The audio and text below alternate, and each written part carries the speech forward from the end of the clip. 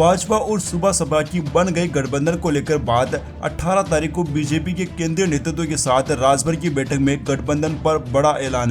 उत्तर प्रदेश में सियासी हलचल थमने का नाम ही नहीं ले रही है। यूपी में एनडीए का गठबंधन में दो पार्टियों के शामिल होने की अटकलें चल रही थी। हालांकि राष्ट्रीय लोकदल आरएलडी प्रमुख जयंत चौधरी ने गठबंधन की अटकलों को नकार दिया था, लेकिन अब सुबह सपा और भाजपा के गठबंधन पर मुहर लग गई है। सूत्रों के मुताबिक 18 जुलाई को ओपी राजभर की दिल्ली में भाजपा की केंद्रीय नेतृत्व के साथ बैठक हो सकती है। सूत्रों के मुताबिक इस बैठक में ओम प्रकाश राजभर अपने बेटे अरविंद राजभर या फिर अरुण राजभर में से किसी एक के साथ शामिल हो सकते हैं। दोनों नेताओं की वहां पर भाजपा के अध्यक्ष जेपी नड्डा और गृह मंत्री अमित शाह से बात होने वाली है। इस बैठक में ही गठबंधन के स्वरूप पर अंतिम चर्चा होगी।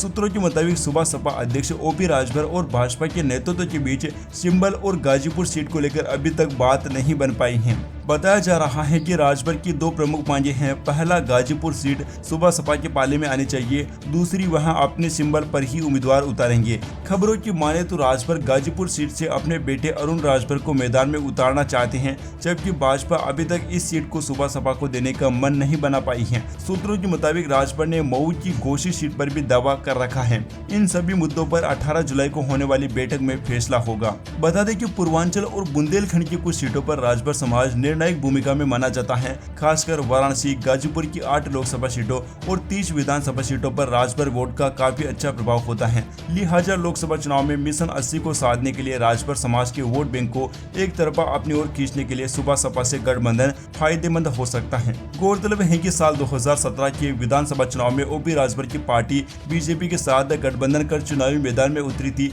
यूपी में बीजेपी की सरकार बनने के बाद राजभर को योगी कैबिनेट में मंत्री बनाया गया था, लेकिन कुछ समय बाद साल 2019 में लोकसभा चुनाव से पहले उन्होंने इस्तीफा दे दिया था।